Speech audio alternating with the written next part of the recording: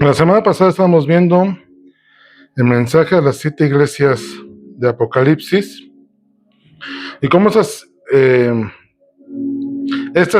mensajes a estas iglesias nos pueden presentar una realidad de nosotros cómo estamos viviendo hoy en Cristo. Y le decía, podemos clasificarlo como los 7 tipos de cristianismos o de iglesias que podemos estar encontrando hoy, y que desde aquellos tiempos en los cuales Juan recibió esta revelación, pues ya existían esas problemáticas y que hoy las seguimos padeciendo. Vimos cómo las 3 primeras iglesias, como Efeso, el Señor les habla y les dice: oigan, han olvidado su primer amor, hacen todo bien, pero su primer amor está frío, está perdido, no aparece. El mensaje es a Esmirna, que les habla de tiempos de persecución, que decían: son ricos en todo, pero van a tener que padecer cierto tiempo por causa de mi nombre, porque ustedes son fuertes al respecto, y el oro sabemos que es probado por fuego. Y el mensaje a Pérgamo, que era una iglesia en la cual necesitaban arrepentirse, porque si bien eran buena iglesia, también en términos generales, tenían muchas cosas que permitían. Si era una buena iglesia en medio de una ciudad pecaminosa, donde estaba el trono de Satanás y donde había mucha idolatría, el problema con ellos es que permitían que ciertas doctrinas contrarias a Dios y al Evangelio se metieran en la congregación, y aunque lo tenían reconocido, no los corregían. Entonces el Señor les dice: oye, necesito que te arrepientas, porque si no voy a venir, y si tú no pones orden, yo voy a poner orden. Hablando de la justicia de Dios. Y vemos cómo en cada una de esas iglesias hay una recompensa por mantenerse fieles, pero mantenerse fieles no en el sentido de ese periodo momentáneo, sino mantenerse fieles en el sentido de una vida para recibir eternidad, y en la eternidad recibir las recompensas. Entonces, habiendo visto las 3 primeras iglesias, vamos a la cuarta, que está en Apocalipsis 2, 18 al 29, el mensaje a la iglesia de Tiatira. Y lo vamos a ir comentando. Tiatira significa castillo blanco o hija. Y dice en el verso 18: y escribe el ángel de la iglesia en Tiatira, el Hijo de Dios, el que tiene ojos como llama de fuego y pies semejante al bronce bruñido, dice esto. Recordemos que el Evangelio de Juan fue escrito para una audiencia creyente, por lo cual Juan se dio la libertad de exponer temas teológicos y presentar a Jesús como el Hijo de Dios. Y aquí la presentación que se hace de Jesús a la iglesia de Tiatira es el Hijo de Dios, hablando de la divinidad de nuestro Señor Jesucristo. Y dice: tiene ojos como llama de fuego y pies semejante al bronce bruñido. Esto es un bronce brillante, ¿no?, que lo habían pulido. Entonces, es la presentación del Señor Jesús. En el verso 19 dice: yo conozco tus obras y amor y fe y servicio y tu paciencia, y que tus obras postreras son más que las primeras. Obviamente la omnisciencia de Dios, conociendo todo lo que hacía las personas. Y en Pablo, en algún pasaje en Corintios, creo que es 1 Corintios, dice: una misma fe, un mismo amor, un mismo espíritu. Y aquí más o menos está hablando lo mismo, ¿no? Conozco tus obras y amor y fe, y no está hablando de muchos, ¿no?, sino está hablando de una de sus obras, obviamente sus obras en plural, pero siendo unas obras, un amor, una fe, un servicio y una paciencia. Y todas sus obras postreras son más que las primeras. Estas obras eran el servicio que hacían hacia dentro de la iglesia y hacia afuera de la iglesia, dentro de la congregación y fuera de la congregación. Y ellos habían cumplido algo, esa iglesia, que toda iglesia debe buscar, que es Si empiezas con una obra pequeña, no es para que todo el tiempo te quedes en una obra pequeña, sino para que vaya creciendo, para que dé mucho fruto. Y entonces dice que las obras postreras que hacía esta iglesia, que empezando por el pastor, que recordemos que cuando hablamos de el mensaje al ángel de la iglesia, está refiriéndose al pastor, al líder que estaba en ese momento, eran más que al principio. Y tenía paciencia en todas ellas. No era un apresurado, no era alguien que decía, ya quiero resultados, no, sino con paciencia. Recordemos que la siembra es un proceso de paciencia. Tú preparas la tierra y la dejas lista. Después plantas la semilla y esperas a que empiece a germinar. Ya que germina, vienen los cuidados de una planta que va en crecimiento. Después, ya que creció la planta, tienes que esperar a que no solamente la planta crezca, sino que también empiece a dar fruto. Y tienes que cuidar que empiece a dar fruto. Después tienes que esperar a que el fruto esté maduro para poderlo cortar. Ya que lo cortas, después de la siembra viene la cosecha, recoges todo el fruto y después tienes que limpiar tu terreno para volver a hacer todo el proceso. Y todo es de paciencia. Para los sembradíos por ejemplo, que me ha tocado ver de maíz, de naranja, de varias, dependiendo de la región donde me haya tocado vivir, eran procesos de espera. Y en alguno de las ciudades donde estuve que me tocaba ver, que me tocaba caminar entre sembradíos para llegar a mi lugar de trabajo, me tocaba ver cómo en las mañanas la gente estaba trabajando la tierra sin nada, acomodando la tierra, picándola, aflojándola, limpiándolas y 2, 3 semanas haciendo eso. Y dice, no se cansan, porque estaban haciendo, parecía que no estaban haciendo nada porque veías la tierra igual. Después veías cómo estaban sembrando, ¿no? Y después veías cómo el campo se empezaba a llenar de verdor porque las plantitas estaban creciendo, ¿no? Y era un tiempo de espera. Una siembra que me tocaba a mí ver de maíz, de alfalfa, de sorgo, creo que era, de girasol.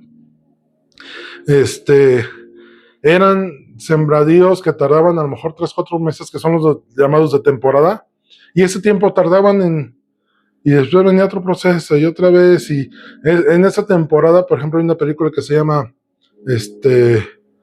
fue a prueba, fe de patatas, no sé si se llama, y es de un sembrador cristiano, está en África, y tiene que esperar los tiempos también.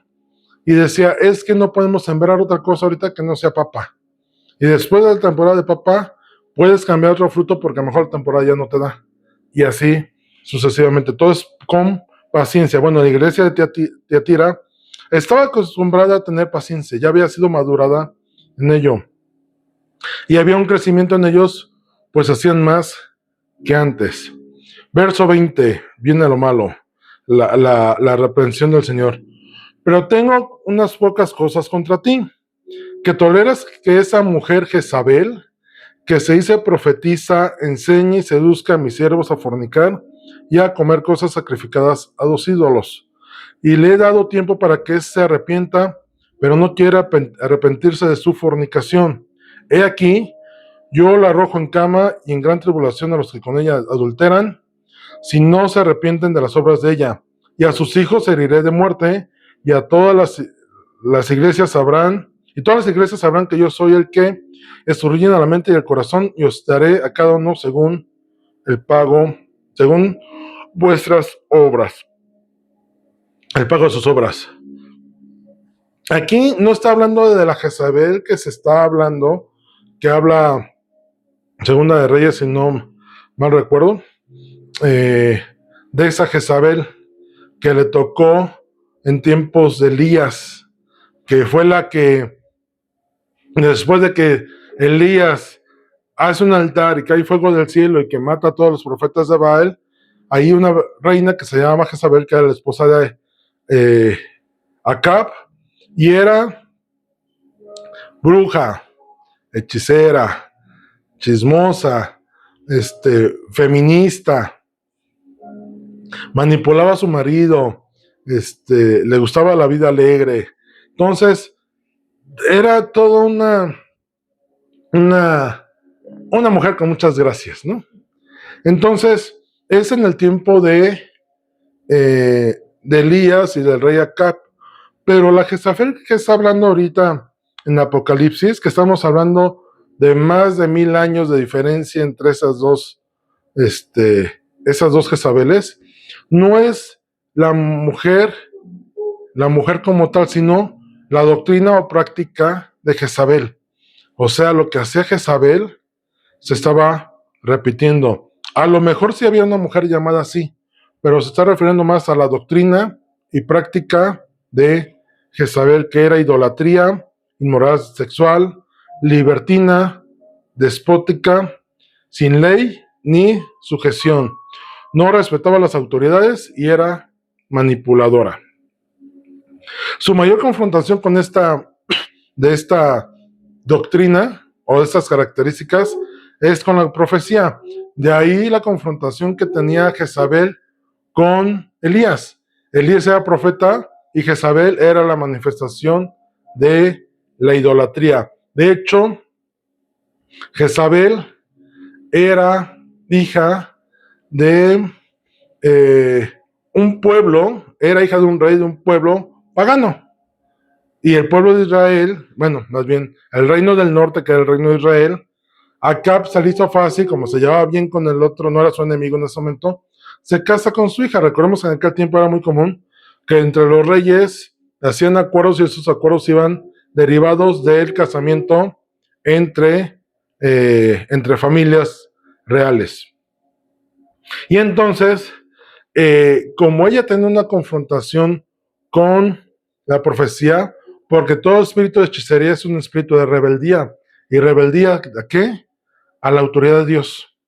Entonces, esta mujer lo que hacía era desviar el corazón del pueblo para pecar e idolatrar dioses paganos y mostrar rebeldía para con Dios y sus autoridades establecidas. Se establecía con autoridad sobre otros para sojuzgar y cambiar las cosas establecidas. De ahí que enseñaba. Veamos el ejemplo de Esca. Veamos el ejemplo de, en aquel tiempo, Acab le gustó un terreno. Le gustaba a Acab un terreno, que era el terreno de Jezreel. Entonces va con él y dice, oye, véndeme tu terreno, yo te lo pago. Y él decía, no, es que no te lo puedo vender porque es heredad de mis padres, es herencia.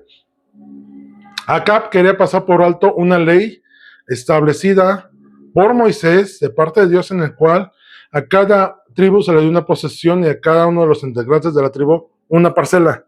Y en esa parcela se podía vender, pero llegado el año del jubileo se tenía que regresar, y más si era la posesión de heredad de la familia. No había forma, esa no se podía perder, esa siempre tenía que regresar a la familia. Por ejemplo, si hoy aquí la familia Tobar, empezando por mi abuelo Andrés, por ejemplo, hubiera tenido un terreno y él lo vende y subimos allí, llega el año del jubileo, el que se lo vendía lo tenía que regresar porque era terreno familiar. Porque aquí he vivido yo como nieto, mi papá como hijo, y supongamos que era también herencia del papá de mi abuelo y así, que venía por generaciones, ese terreno no se podía vender. Entonces llega Acab entristecido con su mujer. ¿Qué tienes? Le dice Jezabel, ¿qué tienes, viejito? Y como Kiko en la vecindad, es que no me quiere vender en su terreno. Ah, no te lo quiere vender. Yo platico con él. No platica Jezabel con Jezreel, va y lo mata.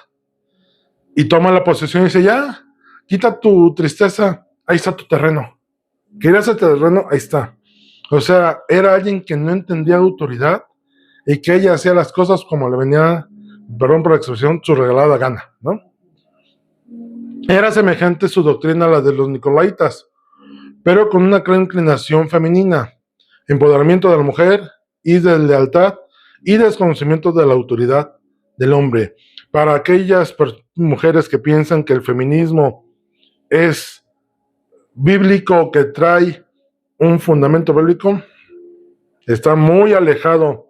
Y esto de empoderamiento suena un término muy, muy actual, ¿no? Esto era muy semejante a la doctrina de los nicolaitas, que esto es, tú fornica, tú seduce, tú vive la sensualidad, tú sientes las cosas, pero desde el lado de la mujer. Cuando, y para ejemplificar esto, cuando en el libro de Esther, en el primer capítulo, se nos describe cómo el rey Asuero está de fiesta y dentro de la fiesta manda a llamar a la reina Basti, y la reina Basti se niega a ir a la fiesta, sus concejales dicen, oye, destitúyela. ¿Pero por qué? Es que si las mujeres del reino saben que ella, siendo la reina, no te obedeció, no se sujetó a tu mandato, todas las mujeres se van a rebelar contra sus varones y vamos a tener un problema a nivel imperio. Destitúyela para que se vea de ejemplo que ninguna mujer está sobre la autoridad de un hombre. Y no por un tema machista, sino por un tema que Dios estableció así el orden de la casa. El hombre es cabeza de la mujer, así como Cristo cabeza de la iglesia. ¿Por qué el tema de las pastoras en la iglesia? Valga la redundancia aquí. Yo no dudo que haya mujeres que tengan el don del pastorado, pero siempre sujetas al marido. Una mujer pastora liderando una iglesia, ¿qué ejemplo va a darle a las mujeres en cuanto a la sujeción a su marido en sus casas? Por eso es necesario que la que sea pastora esté sujeto a un varón, para que entonces no puede ser que el esposo sea cabeza de su casa, pero no de la iglesia. Ahí no, la que manda es mi mujer. No es posible porque estaría fuera del orden de Dios establecido. Entonces, vemos esos casos como, también, no hay un espíritu de Jezabel, dicho sea de paso, el espíritu es un espíritu de idolatría que manipula y viene una doctrina de Jezabel, pero Jezabel no es un espíritu, es una doctrina basada en la personalidad de Jezabel, ¿ok? Pudiera ser que se habría, bueno, sí, les comentaba, a lo mejor sí había una mujer que se llamaba Jezabel en Tiatira, pero se refiere más a la práctica de Jezabel dentro de la iglesia. El problema es que muchos hombres ya se habían metido con una o varias mujeres con esas características de adulterio, de falta de sujeción, de fornicación. Dice, y a su falta de arrepentimiento, junto con todos los que con ella practicaban inmoralidad sexual, sufrirán las consecuencias a su adulterio. Ojo, no está hablando de fornicación, está hablando de adulterio, entonces está refiriéndose a que se metía con hombres casados, no con hombres solteros, sino su chamba era hacer caer matrimonios. Y Dios le dice, ponte en orden, le dice al pastor de la iglesia, ponte en orden tú y que se pongan en nombre todos aquellos que han se metido con ella, porque las consecuencias no va a ser solamente sobre ellos, sino sobre sus hijos. Va a causa del pecado y a causa del producto del adulterio. Y dice, él conoce las intenciones del corazón y examina lo más profundo de los pensamientos. El hombre, y en ese caso las mujeres en ese tiempo, no era de que, me metí por casualidad, no, lo hacían con la intención de, eran seducidos por el pecado. Entonces Dios dice, no, como yo conozco las intenciones de su corazón, o arrepiéntanse o yo tomaré la justicia en mis manos. Y dice el verso 24, la parte buena, pero a vosotros y a los demás que están en Tiatira y a cuantos no tienen esa doctrina y no han conocido lo que ellos llaman las profundidades de Satanás, yo os digo, no os impondré otra carga, pero lo que tenéis, retenerlo hasta que yo venga. Esto es, no todos los hombres en la iglesia se habían metido con esta mujer. Había unos que los sabían detectar y decían, no, manita, tú quédate de lejitos, tú eres un peligro andando, hazte para allá, ¿no? Y esto de las profundidades de Satanás es una doctrina dentro de la hechicería de eh, conocer cosas más ocultas, ¿no? Había, hoy en día, y a través de años que hemos estado en la palabra, y a través de conocimiento conocido cerca, como por ejemplo con el pastor Hugo, que a través de todos los casos que tuvo, pues hubo una manifestación donde poder entender los ciertos niveles de satanismo que hay. Hay un libro que se llama Desenmascarando a Satanás, si no me recuerdo.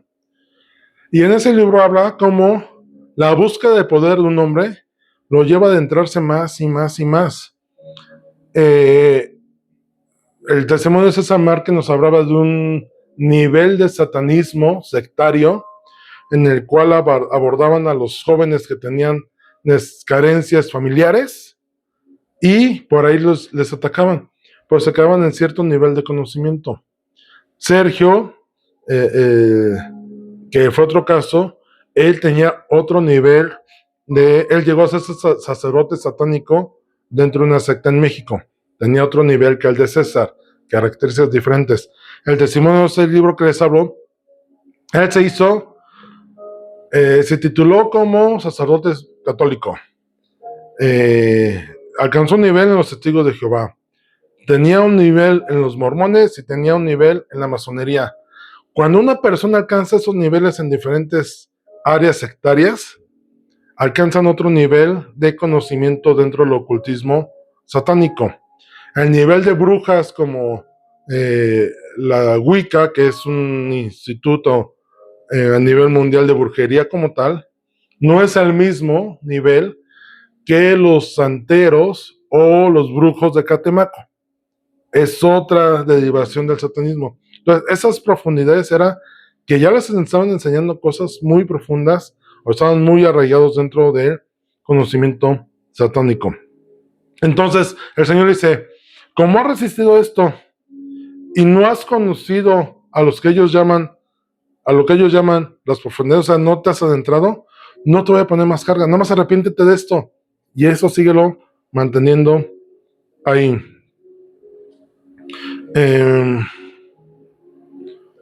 Esas doctrinas de Satanás, también algo importante, es esas doctrinas que ponen a Satanás no tan malo, o que al final hay algo bueno en él. Y también viene de recordatorio, por ejemplo, el video que vimos de el Evangelio de Judas. Al final el documental del Evangelio de Judas trata de exponer que Judas no era tan malo, ¿no? Que al final hizo algo bueno para el Señor, ¿no? Las enseñanzas de Jezabel llevaron a que hubiera ocultismos dentro de la iglesia y ellos pensaban que era celestial. Por cierto, eso de ocultismo, las cosas como son. Estos de para de sufrir que la astilla de la cruz del Señor y que el agua de la rosa de Sharon y que los pétalos, todo eso es ocultismo. Esos son prácticas jezabélicas que la gente piensa que son celestiales. ¿Y cuál? De celestial no tiene absolutamente nada. Ten este pedacito de piedra de la tumba del Señor y ponla en la entrada de tu casa para que tu casa sea bendecida. Ese es ocultismo. Aún esa práctica que había antes, no sé si todavía exista. Ten tu Biblia abierta en el Salmo 91 para que el Señor bendiga tu casa. Es una práctica ocultista.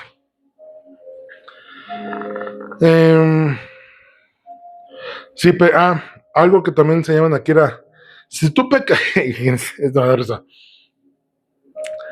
si tú pecabas fuera de la iglesia, era considerado pecado. Pero si pecabas dentro de la iglesia, no había condenación al respecto. Porque finalmente, bajo la gracia de Dios, estabas probando el pecado para entender mejor la gracia de Dios.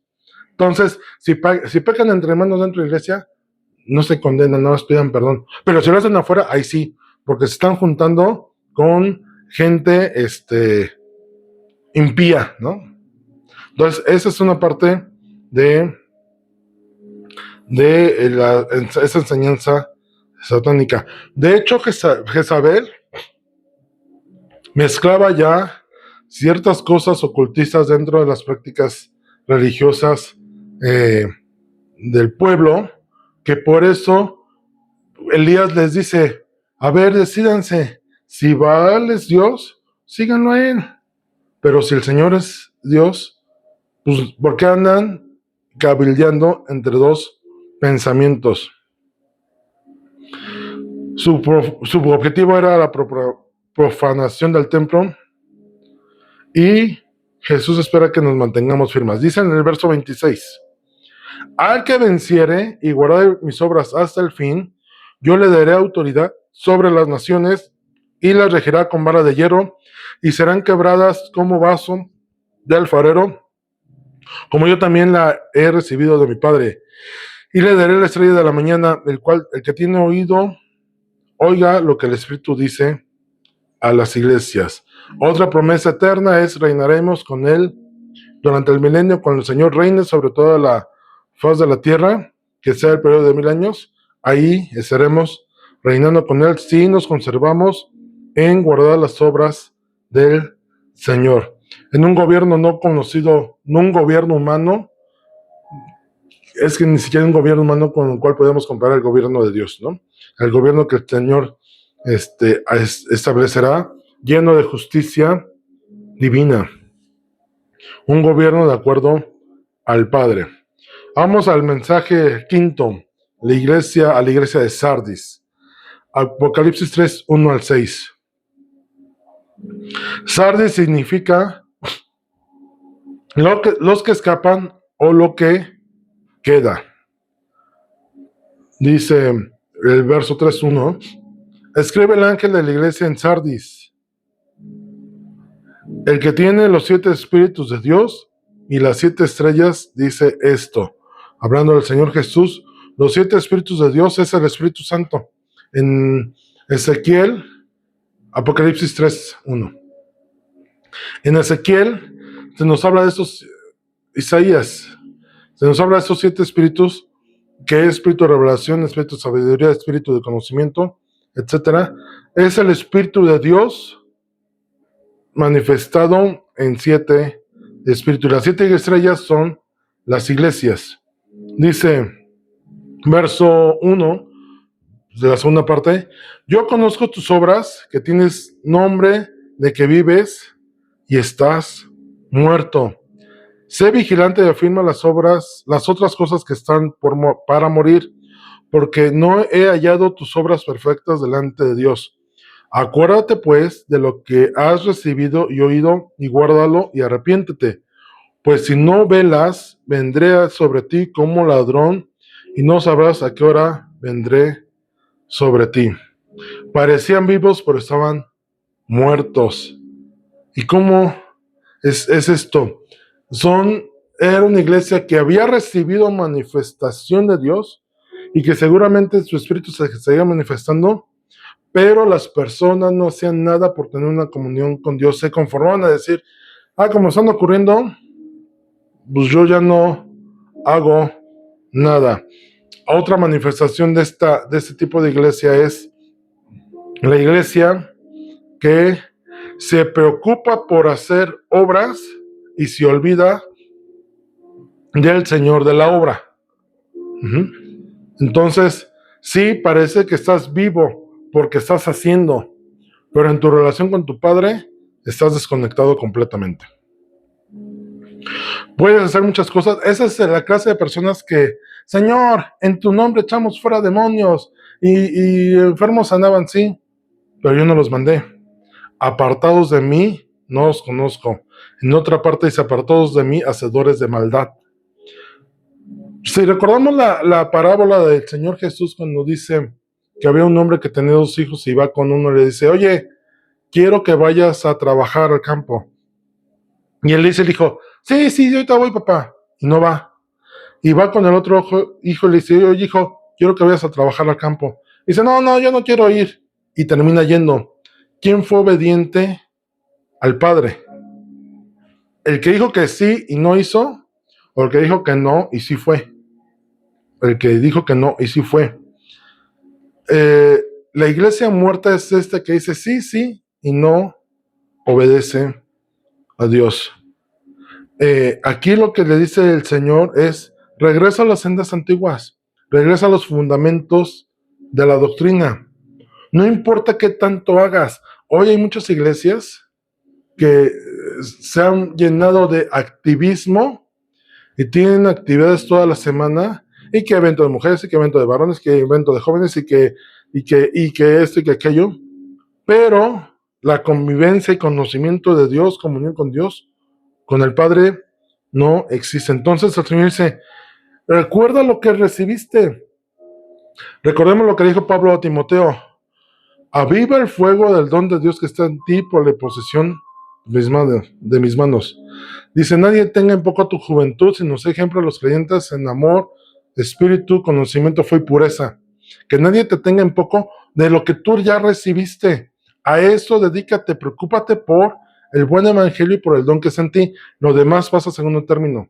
Si no te enfocas en lo primero, así tengas o se manifiesten tantas cosas, si no regresas a lo primero, de nada sirve. No sé, comparándolo un poquito con,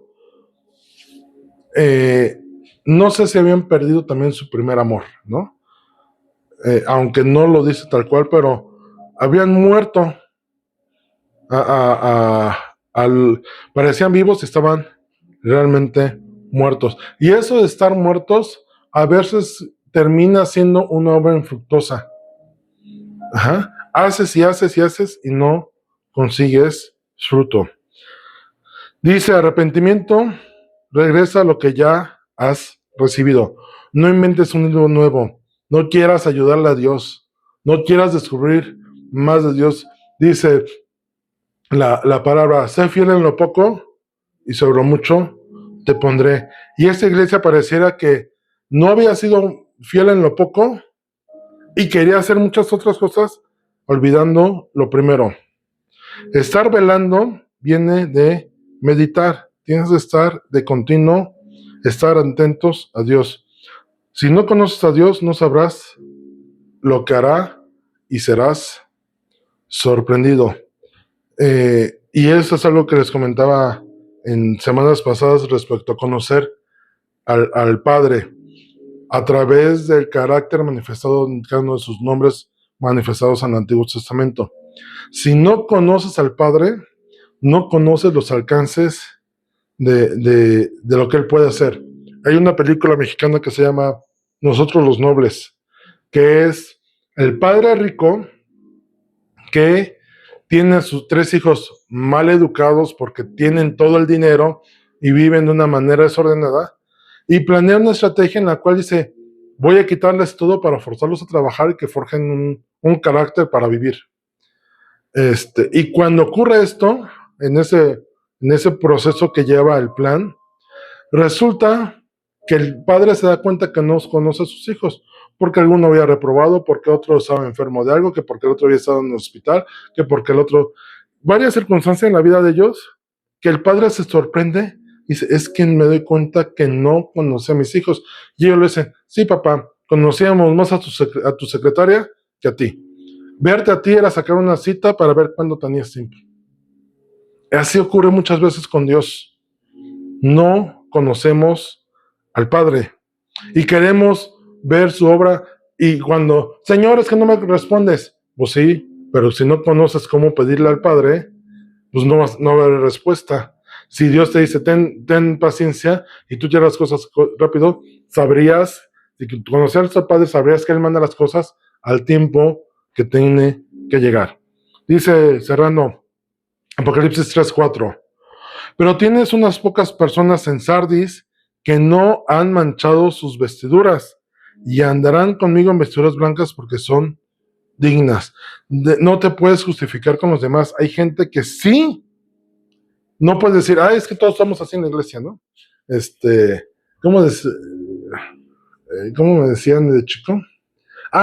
¿Cuántos sacaste? 7. Pero todos sacaron 6. Consuelo de tontos, ¿no? Era la palabra. No porque los demás estén mal, entonces tú vas a decir, no, había gente, personas dentro de la iglesia en Sardis que no se habían manchado, seguían firmes en el conocimiento de la palabra de Dios y en conocer a Dios. Versículos 5 y 6 dice: el que venciere será vestido de vestiduras blancas. ¿Venciere qué?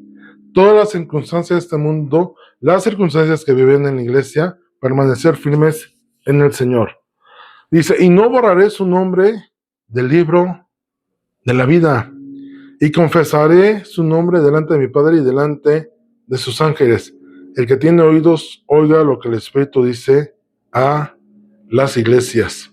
Y esto de no borraré su nombre del libro de la vida me hace pensar, ¿la salvación se pierde o no se pierde? Y entonces, ¿por qué el Señor dice que borrará el nombre del libro de la vida? El libro de la vida es el que nos da acceso a la eternidad. Si no aparecemos en el libro de la vida, pues viene la condenación para nosotros. Yo quiero pensar que aquí lo que se está refiriendo es: hay una forma de perder la salvación, sí, cuando tú te vuelves anatema, que de tu voluntad le dices: Señor, no quiero nada contigo. Me dices salvación, pero no quiero salvación. O sea, de tu voluntad dices no al Señor. Ahí sí puedes estar renunciando. Y si la vida que llevas es de obras y el Señor te dice corrige y no corriges, recordemos a Saúl. Saúl fue quitado del reino. ¿Por qué? Por rebelde. Y aunque Samuel dijo: no hagas esto, mira, no hagas así, eso no corresponde, dice la palabra que en lugar de arrepentirse, que cuando llega Samuel lo corrige y dice: ¿qué has hecho? Es que ofrecí sacrificios porque no venías. No, es que eso no te corresponde a ti, eso me corresponde a mí porque yo soy sacerdote. No, es que el pueblo, mira, que perdonó la vida de lo mejor del ganado, pues porque lo vieron bueno. No, se te dijo que destruyeras todo. ¿Qué hace aquí el rey amorreo? No, pues es que le perdoné la vida. Y dice: mira, le perdona la vida y anda bien campante porque se siente seguro de que ya no lo vas a matar. Y Dios te dijo: mátalos, destruye todo esto. Y dice la palabra que en lugar le dice Samuel: el Señor se ha alejado de ti, ya te dejó. Y dice la palabra que en lugar de Samuel voltearse y decir: Señor, la regué, perdóname, me arrepiento, como hizo David cuando pegó con Betsabé, ¿qué fue lo primero que hizo David? Se arrepintió: Señor, he pecado contra ti. Saúl no hizo eso. Saúl dijo: oye, bueno, pues ya me quitó el Señor el reinado, sí.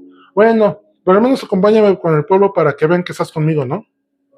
Él vivió más de las apariencias que de conocer a Dios. Y aquí lo que dice es: arrepiéntete y conservarás la vida eterna. Y dice el verso 5: el que venciere se ha vestido, bueno, eso ya lo leí ahorita, santidad, la vestidura blanca es santidad. Y el libro de la vida, bueno, ya les decía ahorita, no pasará por el gran juicio del trono blanco. Recordemos que hay dos sucesos importantes en el Antiguo Testamento. Uno es el tribunal de Cristo, que es donde vamos a recibir nuestras coronas de recompensa de acuerdo a lo que hayamos hecho para el reino.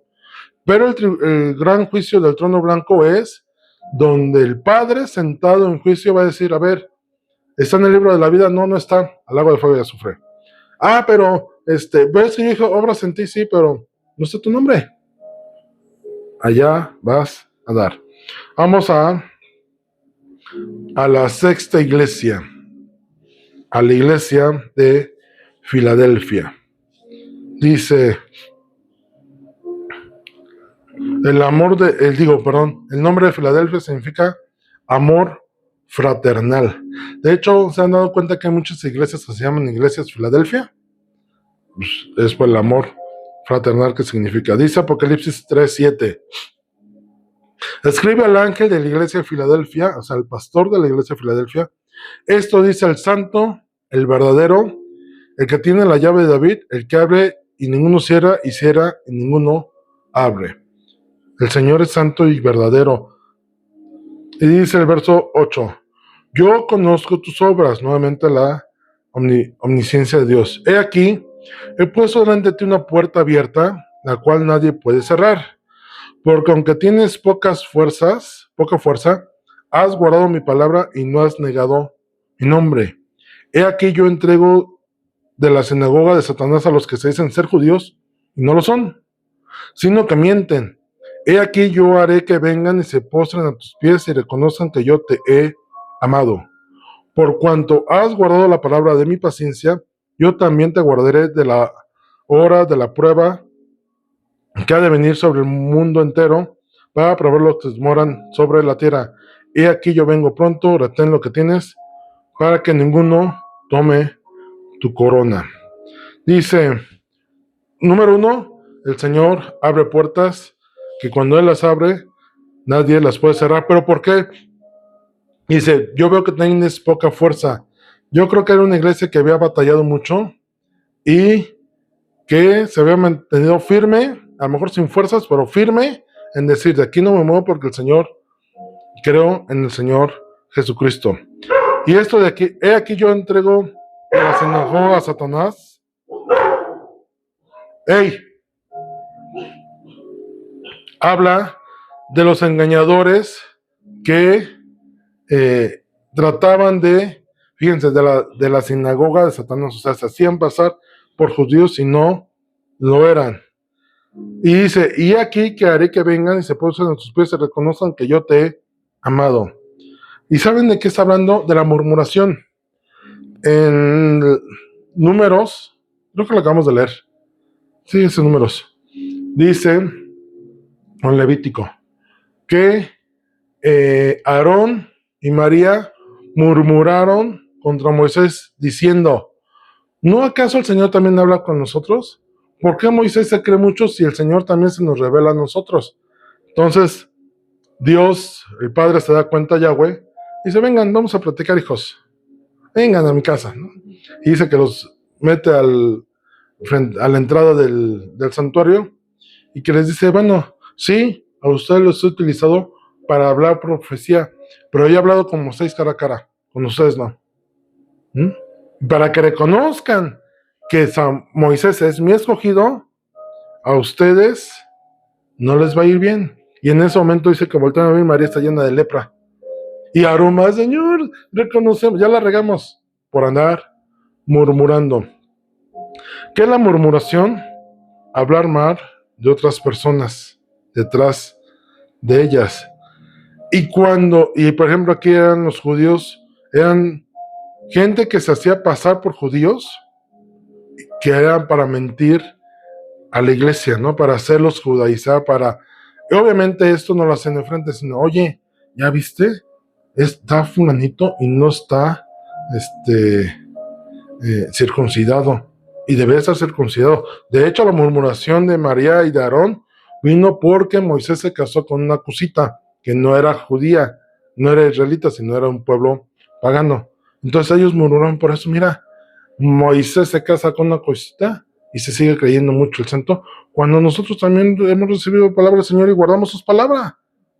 Esa era la problemática de los judíos, de judaizar. Dice, y guardaba la palabra de mi paciencia, la esperanza de fe, preservar.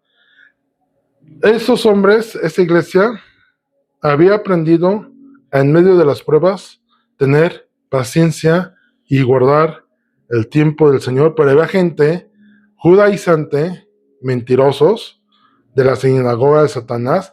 Y esto de la sinagoga de Satanás, ¿qué se refiere? La sinagoga es el lugar judío que era su iglesia, ¿no? Donde se reunían para leer la Torá y recibir instrucción de los maestros de la ley. Pero es una sinagoga de Satanás, esto es, buscaban retomar la ley como Moisés, no entendiendo que algunas cosas ya habían sido abolidas con la venida del Señor Jesús, y muy semejante a lo que quieren hacer en Gálatas, buscar que los pueblos, los creyentes judaizaran. Y dicen, no es así. Y dice, por cuanto tú has guardado la palabra de mi paciencia, yo te guardaré también a la hora de la prueba que ha de venir sobre el mundo. Entendemos que con Dios las cosas no son de intercambio. Yo hago para recibir, ¿no? Sí recibimos, pero cuando hacemos un corazón perfecto, con una disposición de agradar a Dios. Buscamos al Padre, no las bendiciones del Padre. Las bendiciones del Padre vienen por consecuencia. Pero, y hay un salmo, y de ese ya he compartido, Salmo 89, si no mal recuerdo, que dice que de acuerdo a la medida de lo que hayamos padecido, Él nos recompensará con tiempos de paz. Y creo que es de los pocos versículos que habla de esta compensación, de realmente dice eso, que Él compensaría el tiempo que tuviste de sufrimiento por tiempo de alegría. Es algo más o menos aquí lo que el Señor manifiesta. Por cuanto has guardado la palabra de mi paciencia, yo te guardaré cuando venga la prueba. Causa, efecto. Si tú haces, yo hago, ¿no? En ese sentido, cuando dice de los tiempos. ¿Y qué tiempo? Recordemos que hay una parábola que dice que el trigo crece y también la cizaña, que son la perversidad, y que llegan los trabajadores del señor del campo y les dice, oye, ¿qué hacemos? ¿Cortamos? La cizaña dice, no, porque también vayan a cortar el trigo. Esperemos a que crezca y cuando crezca va a ser más fácil separar el trigo para vida y la cizaña para quemarse en el lago de fuego. Cuando llegue ese tiempo en el cual vamos a crecer junto con la cizaña y que son posiblemente también los tiempos de tribulación, el Señor nos va a guardar de forma que llegue el momento en que la cizaña será cortada.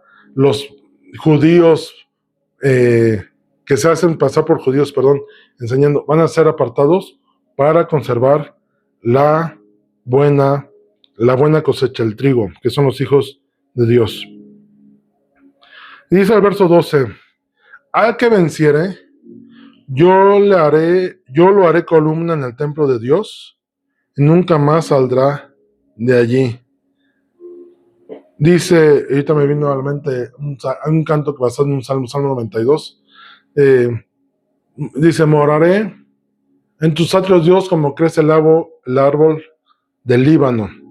Y eso de hacernos columna en el templo del Señor es que el templo de Dios, ¿quién es? Es el cuerpo de Cristo. Entonces estamos dentro del cuerpo, vamos a estar afirmados dentro del cuerpo de Cristo. Dice, y escribiré sobre él el nombre de mi Dios y el nombre de la ciudad de mi Dios, la nueva Jerusalén, la cual descendió del cielo de mi Dios, y mi nombre nuevo, el que tiene oídos para oír, oiga lo que el Espíritu dice a las iglesias. Recordemos que cuando el Padre nos da nombre, es no solamente para identificarnos, sino para decir que somos suyos.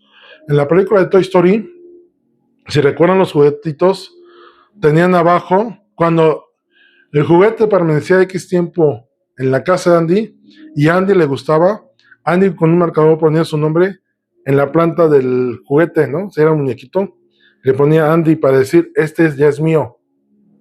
Y si lo presto, yo sé identificar que este es mío. Cuando el Padre nos da un nombre nuevo, esto nos da una identidad de decir, ahora tú eres mi hijo. Nos da una ciudadanía y una identidad celestial para los que permanecemos firmes hasta que Él venga. Y vamos a la última iglesia, la iglesia de Laodicea. Dice que Laodicea significa corte de justicia del pueblo, juicio o justicia del pueblo o un pueblo juzgado. Y yo creo que es el nombre de un pueblo juzgado denota más a lo que se refiere. Dice, verso 14, y escribe al ángel de la iglesia en Laodicea, he aquí el amén, el que así sea, el testigo fiel y verdadero. Y si habla de testigo fiel y verdadero, ya está hablando de que va a hablar de justicia, de juicio a la iglesia. El principio de la creación de Dios dice esto. Está hablando obviamente del que hace que las cosas sean, el que no miente, el que estuvo desde la creación, desde Génesis 1. Dice verso 15, yo conozco tus obras, que ni eres frío ni caliente. Ojalá fueses frío Pero ojalá fueses frío o caliente, pero por cuanto eres tibio y no frío ni caliente, te vomitaré de mi boca, porque tú dices, yo soy rico y me he enriquecido y de ninguna cosa tengo necesidad, y no sabes que tú eres un desventurado, miserable, pobre, ciego y desnudo. Por tanto, yo te aconsejo que de mí compres oro refinado en fuego, para que seas rico, y vestiduras blancas para vestirte, y que no seas descubierto, que no se descubra la vergüenza de tu desnudez, y unge tus ojos con colirio para que veas. Qué fuerte está esto. Siempre nos hemos quedado con ese pasaje. Frío, tibio, digo, frío caliente, pero no tibio, porque dice que el tibio, bueno, para empezar no está padre que seas vomitado. Ser vomitado es sacado de dentro con desprecio. Ajá. Cuando uno vomita, no es una acción cómoda, es muy incómoda y sacas lo que te cayó mal, ¿no? Lo que te está haciendo daño, lo que no sirve. Y estos hermanos de la iglesia de la Odisea decían, y el pastor, yo soy rico, me he enriquecido y de ninguna cosa tengo necesidad. Eso me suena al evangelio de la prosperidad, ¿no? Que buscan nomás la posesión material. Dice, ¿y no sabes que eres un desventurado? O sea, un falto de raciocinio, ¿no entiendes? Un miserable. ¿Y qué es miserable? Algo de poco valor, que no tiene ningún reconocimiento. Cuando a alguien se le llama un miserable, ¿qué es un miserable? Es porque no tiene ningún valor moral. A veces se le da un miserable cuando hace cosas que van fuera de toda la naturaleza humana, de todo estándar moral. Alguien que roba, voy a poner un ejemplo, alguien que roba a su padre o a sus padres, dice, eres un miserable. ¿Cómo te atreviste a hacer algo? No solamente porque la acción de robar fue mala, sino te atreviste a hacerlo a tus propios padres, ¿no? Eso rompe el esquema tradicional de lo moral. Pobre, bueno, que no tiene nada, ciego y desnudo. Y fíjense lo que dice el Señor. Yo te aconsejo que si te quieres creer rico, seas probado por fuego. No es por lo que tienes, sino por cómo te comportas, por cuál es la madurez de tu carácter. La tibieza o doble ánimo es algo que el Señor aborrece. Esto es que tú sí seas sí o tú no sea no. Pero él, este pastor de la iglesia y algunos de la iglesia se consideraban ricos y ellos se creían amos y señores de lo que tenían porque decían, yo lo hice.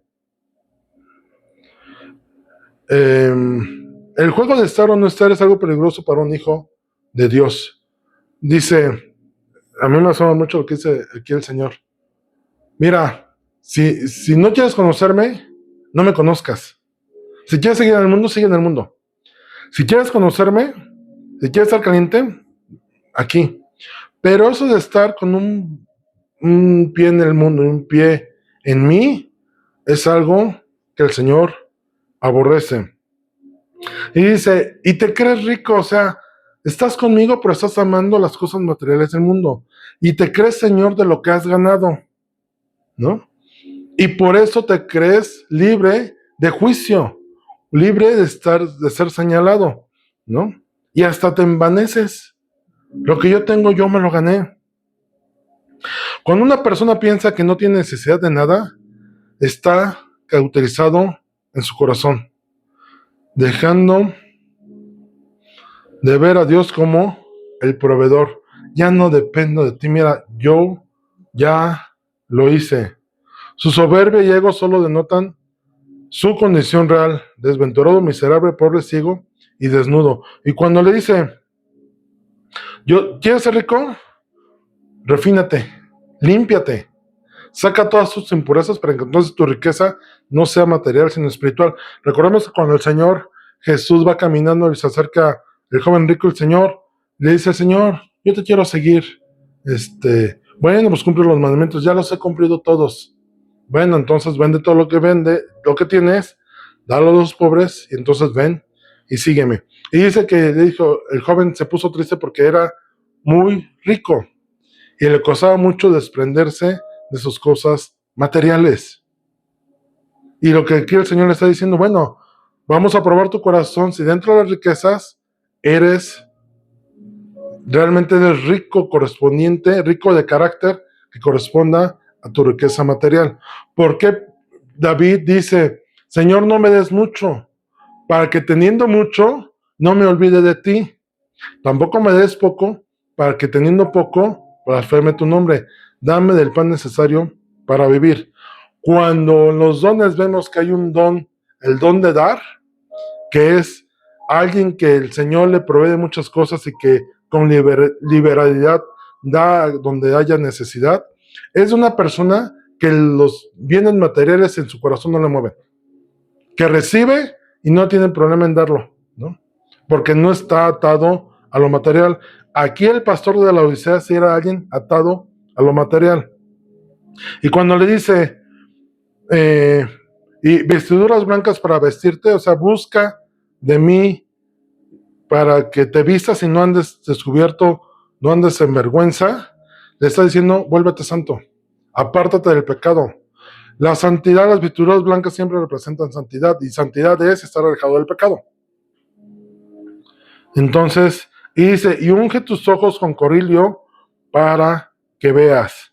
O sea, el ciego ya había perdido tal capacidad de ver que todo lo malo lo veía bueno. Y cuando le dice corilio, dice, límpiate los ojos, ve lo que tienes delante de ti que no es correcto. Dice, lo bueno de esta iglesia, verso 19, yo reprendo y castigo a todos los que amo, sé pues celoso y arrepiéntete. Dice Proverbios, que el padre al hijo que ama lo disciplina, y esa disciplina es literalmente es una corrección física, un castigo. ¿Ah? Por ahí también decían, ahora para todos aquellos que dicen, no, es que ¿cómo le vas a golpear a un hijo? Bueno, no lo vas a golpear por gusto, pero si es para corregirlo, bíblicamente existe la vara de la corrección, que la ven en las librerías cristianas, en una vara de madera, para que le des en las pompitas al niño cuando está rebelde. Y entonces aquí dice, yo reprendo y castigo a los que amo. Si el Señor ha tratado contigo y a veces te ha tenido que dar tus nalgaditas y te duele y no te gusta, siéntete privilegiado y dichoso en saber que si lo está haciendo el Señor por ti, es porque te ama. Si tú estás pecando y no tienes corrección de parte de Dios, yo que tú me preocuparía, porque entonces el Señor ya te desechó.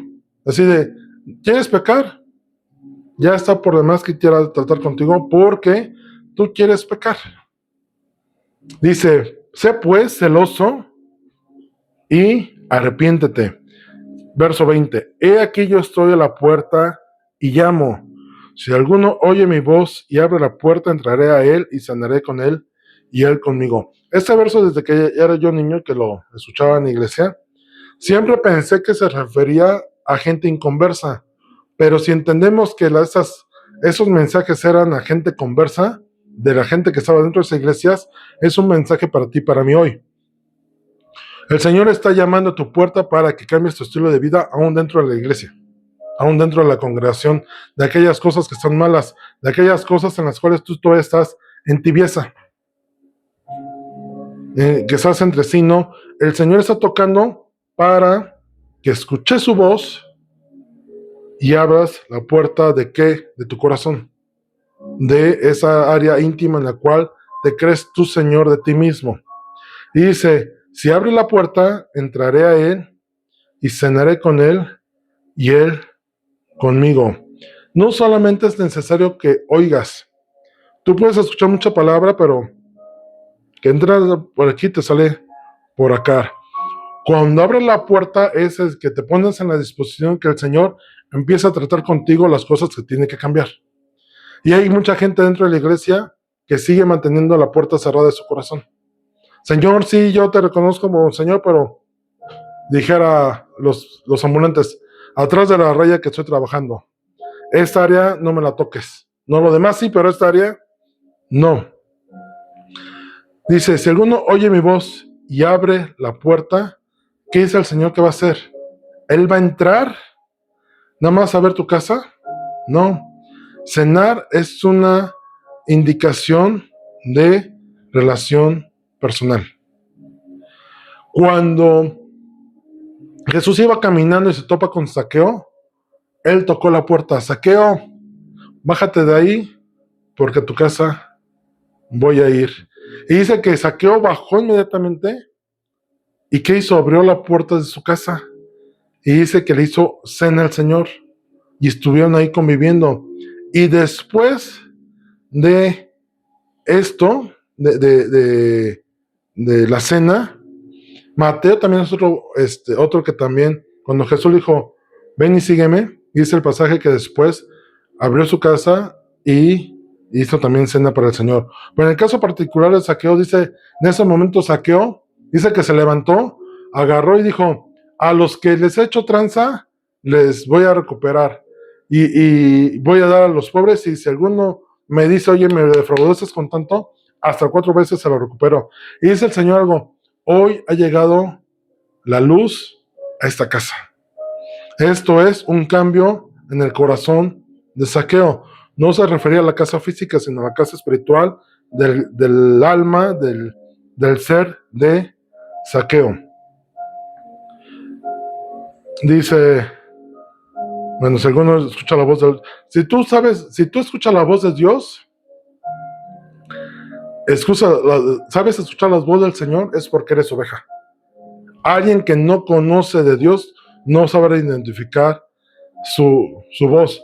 Aquí está hablando a gente del cuerpo de Cristo, una oveja que ya estaba en el redil, pero que sigue queriendo hacer su voluntad, o yo diría una oveja rebelde.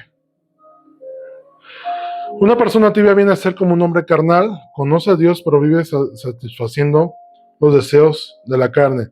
En algún momento les decía, ¿cuál es la diferencia entre un hombre natural, un hombre carnal y un hombre espiritual? El hombre natural no conoce nada de Dios. El evangelio es locura. Vive en base a sus sensaciones o sus 5 sentidos, a lo que este mundo le da. El hombre espiritual es el que conoce el espíritu, que ya fue renovado por Cristo, fue comprado por la sangre, y en todo lo espiritual entiende el espiritual. Pero el hombre carnal, ¿cuál es? El que conoce de Dios, pero quiere seguir pecando. El que le gusta estar entre azul y buenas noches. Ese es el hombre carnal, que también puede ser una persona tibia o de doble ánimo.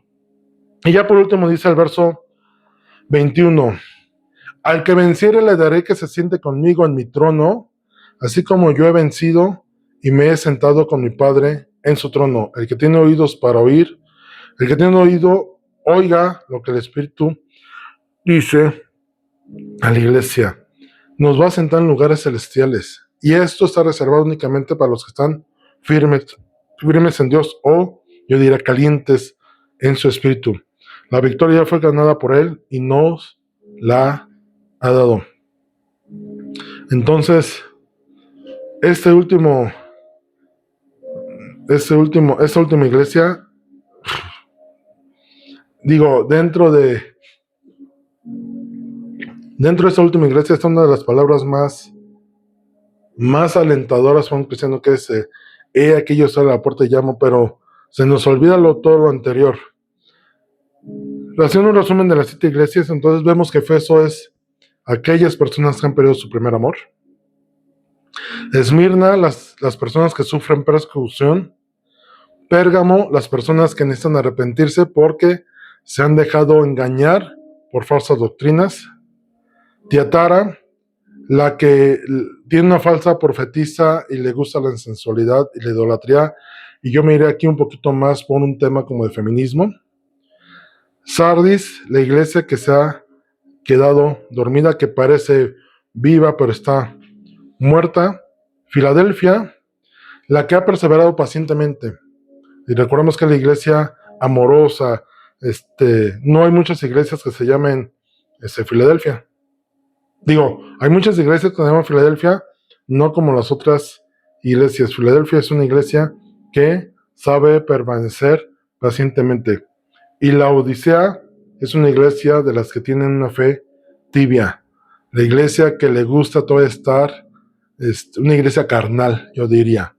Entonces, con eso cerramos las 7 iglesias. Si tú te has identificado con alguna iglesia, salvo Filadelfia, que es la que permaneció firme pacientemente, y la de Esmirna, que sabe sufrir persecución, todas las demás iglesias tienen algo que mejorar, corregir, santificarse, limpiar. Todas llevan una acción a hacer. Entonces, ahí en tu lugar cierra tus ojos y tómate un tiempo para meditar en el Señor a través de su Espíritu Santo, que su Espíritu Santo te traiga a revelación, a entendimiento, que si tú te has identificado con alguna de estas tipo de iglesias o tipo de personas que puede haber dentro del cuerpo de Cristo, es un buen tiempo de que tu corazón sea cambiado y transformado. Que tú de tu corazón decidas, Señor, ya no me quiero contaminar de esto, ya no quiero estar jugando con aquello, ya no quiero recibir esa doctrina engañosa, ya no quiero darle vuelo a mi sensualidad, a la sensualidad y a pecar, Señor, deliberadamente. Señor, ya no quiero entender cosas engañosas sin entender tu voluntad. Señor, que no busque las cosas materiales, sino las espirituales donde hay riqueza, que busque la santidad, sin la cual nadie verá al Señor. Señor, no permitas que esté en una situación de tibieza, en la cual corra el riesgo de ser vomitado, expulsado, desechado, y yo creyéndome mucho vengo a entender que no soy nada. Limpia nuestras vidas, Señor, limpia nuestros corazones. Espíritu Santo, ve a lo profundo de nuestro ser y saca a la luz aquellas cosas que tienen que ser reveladas para no ser engañados. Cambia nuestro actuar y nuestra manera de vivir, y que en todas las cosas, Señor, permanezcamos firmes, permanezcamos en nuestro primer amor, permanezcamos pacientes a tus promesas, a tus preceptos, a tus mandamientos. Y Señor, como a la iglesia de Efeso, que reprendía y rechazaba a los nicolaitas y a los que expresaban la doctrina de Balaam, Señor, así no permitas que nos contaminemos de malas enseñanzas, sino de la sana doctrina que es tu palabra. Ayúdanos, Señor, a caminar en ti, a permanecer en ti, y que en todas las cosas tú seas glorificado en nuestras vidas. En los méritos preciosos de nuestro Señor Jesús. Amén y amén.